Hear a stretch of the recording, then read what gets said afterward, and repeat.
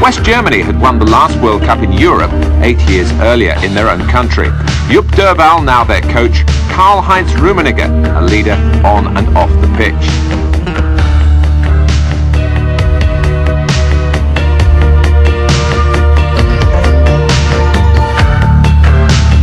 Rummenigge and his teammates wouldn't have been too troubled by the draw, which put them in Group 2. West Germany against Austria, in essence a local derby, and so hard to predict. Chile had been pleased to qualify with some promising younger players, but didn't carry the South American threat of a Brazil or an Argentina.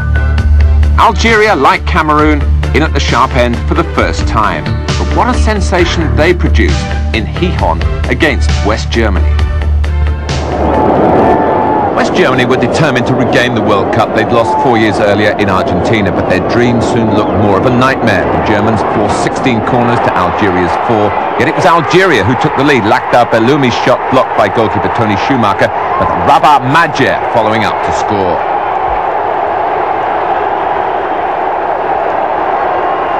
The Germans badly missed the creative talent of injured Hansi Müller in midfield. Felix Magath took over the role of schemer, and it was Magath who created the equaliser for skipper Karl-Heinz Rummenigge. Remarkable to think that the great German forward had cost his club Bayern Munich a mere £4,000 from his first team, Borussia Lippstadt.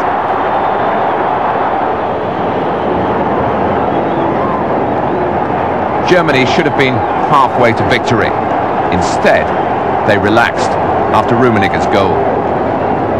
Salah Assad had starred for Algeria at the 1980 Olympic Games, and he enjoyed the big occasion.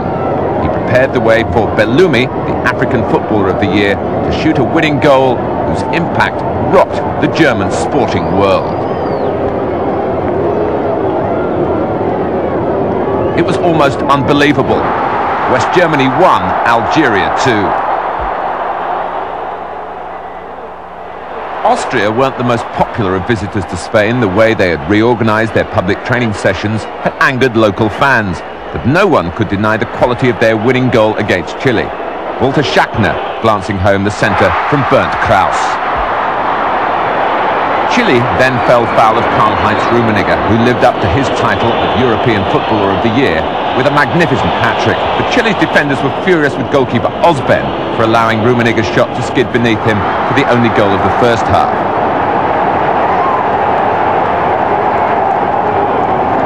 The Germans had lost only 4 matches in 4 years under manager Jupp Derval. He thought that the defeat by Algeria might prove a blessing in disguise.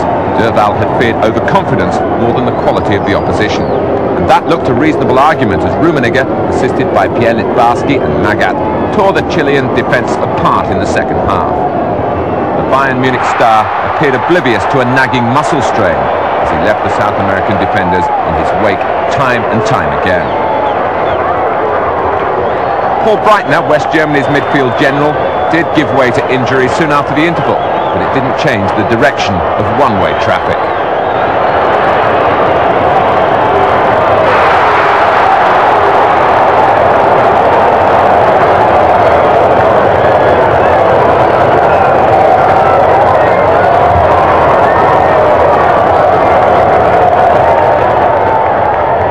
When Chile did occasionally venture into German territory, they had little to offer, except gaps in their own defence. Rummenigge wasn't satisfied with his own hat-trick. He was involved in the move, which led to Uwe Reinders shooting a 4th goal beyond Osben. The Chilean goalkeeper might be faulted again as Reinders' drive arrowed inside the near post.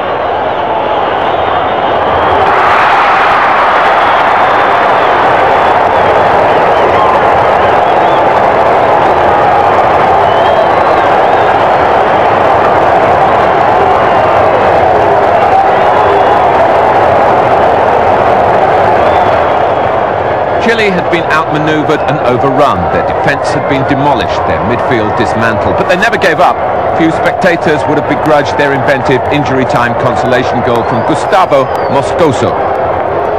He juggled with the ball in midfield before arrowing in on goal, popping the ball between the legs of Manny Kaltz and leaving goalkeeper Schumacher helpless.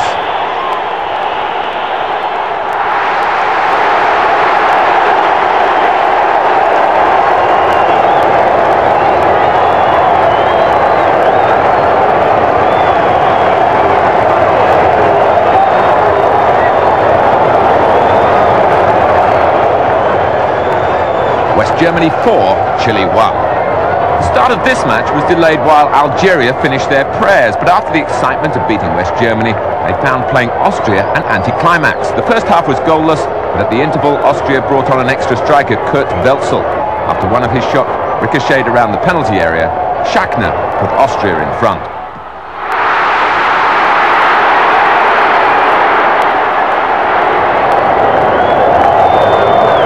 No wonder Welzel looked at home. He played his club football in Spain with Valencia. Once more, he was the creative force before Hans Krankel struck Austria's second goal. Austria were never troubled. Algeria's defence, which covered so superbly against West Germany, couldn't repeat the feat against lesser opposition this time.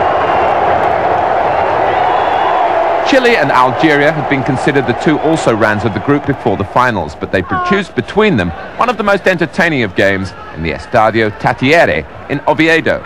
Algeria were handicapped by the absence of the injured Bellumi, but they threw off the lethargy of their display against Austria. Attack after attack poured down on the Chilean goal, and by half-time, Algeria led 3-0. The 18,000 crowd could hardly believe their eyes, as one of South America's oldest soccer nations risked a defeat of record proportions. Assad was again at the heart of Algeria's attack, scoring the Africans' first goal after a sweet move between Majer and Ben Saoula.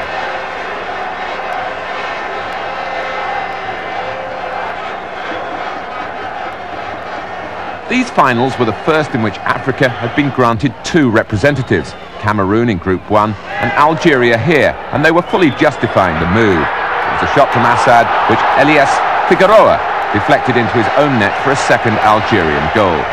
Figueroa had been 3 times South American Footballer of the Year, but even he could do little to resist Assad and company.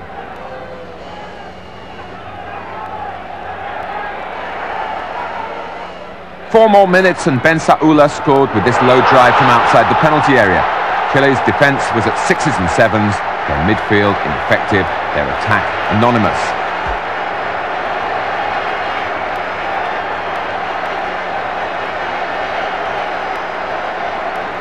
In their first match against West Germany, Chile had missed a penalty. Ironically, it was a penalty which brought them back into this game, when Deuce pulling down Patricio Yanez, Chile's most renowned forward. Miguel Nera, Chile's penalty specialist, shot in off a post to give the South Americans a glimmer of hope at 3-1. As Algeria tired, so Chile grew stronger. This team couldn't compare with their predecessors who finished third in 1962, but they were not without talent. A fine individual goal from Juan Carlos Letelier meant an anxious last quarter of an hour for Algeria.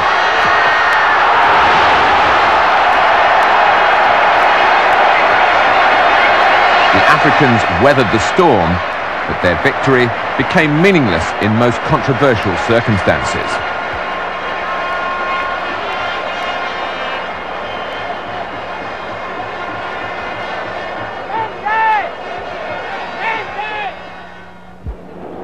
When talk turns to World Cup scandals, West Germany against Austria is invariably mentioned.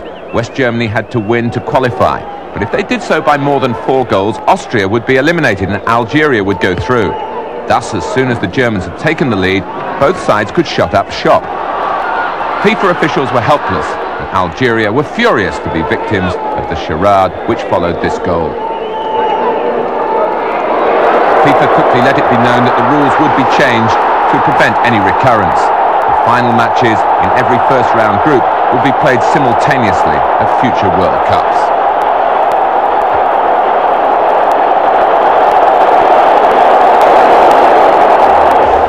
West Germany started with a shock defeat and ended with a scandalous victory, a 1-0 scoreline which meant that the Germans and Austria qualified. Once Hrubesch scored after 10 minutes, neither side tried to change the game. The subsequent outcry couldn't help Algeria, who missed out on qualification on goal difference. They'd made such an impact at the outset. Chile made little impression. Argentina brought the nucleus of their 1978 side